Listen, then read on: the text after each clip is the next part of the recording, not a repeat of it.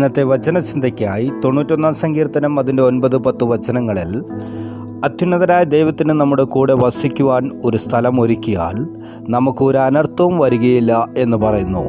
ഇന്നും അനേകരുടെ ജീവിതം ഏതെങ്കിലും തരത്തിലുള്ള അനർത്ഥങ്ങളാൽ നിറഞ്ഞതാണ്. ഇപ്പോഴും അനേകർ അനർത്ഥങ്ങളിൽ തന്നെ ജീവിക്കുന്നു.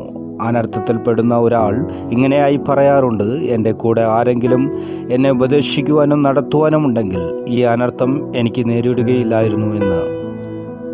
എന്നാൽ സാധാരണമായ അനർത്ഥങ്ങളിൽ നാം വീണു കഴിയുമ്പോഴാണ് ആളുകൾ നമ്മെ ഉപദേശിക്കുവാനും ആലോചന പറഞ്ഞു തരുവാനും വരുന്നത്. എന്നാൽ ഈ വചനത്തിൽ അത്യുന്നതനായ ദൈവത്തിൻ്റെ കൂടെയാണ് നാം നടക്കുന്നതും വസിക്കുന്നതുമെങ്കിൽ നമുക്ക് ഒരു അനർത്ഥവും വരികയില്ല എന്ന് ഈ വചനം നമ്മളോട് വാഗ്ദത്തം ചെയ്യുകയാണ്.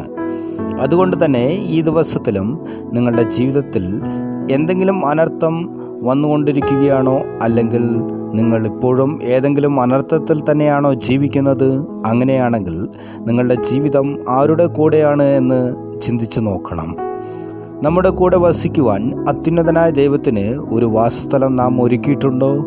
നമ്മൾ ഒരുക്കിയിട്ടുള്ള വാസസ്ഥലത്ത് അത്യുന്നതനായ ദൈവത്തിന് വസിക്കുവാൻ കഴിയുന്നുണ്ടോ എന്ന് നാം പരിശോധിച്ച് നോക്കണം. എന്തെന്നാൽ നമ്മുടെ ജീവിതത്തിൽ പല തലത്തിലും അനേക തരത്തിലുള്ള അനർത്ഥങ്ങൾ നാം നേരിടുവാൻ സാധ്യതയുണ്ട്. ഈ അനർത്ഥങ്ങൾ ഒന്നും നമുക്ക് ഒറ്റയ്ക്കായി നേരിടുവാനോ അതിനെ ജയിക്കുവാനോ കഴിയാത്തതാണ്. അതുകൊണ്ട് തന്നെ അത്യുന്നതനായ ദൈവത്തിൻ്റെ കൂടെ ജീവിക്കുക. അവൻ തന്നെ നമുക്ക് ഒരു അനർത്ഥവും വരാത്തവണ്ണം കാത്തു സൂക്ഷിക്കും.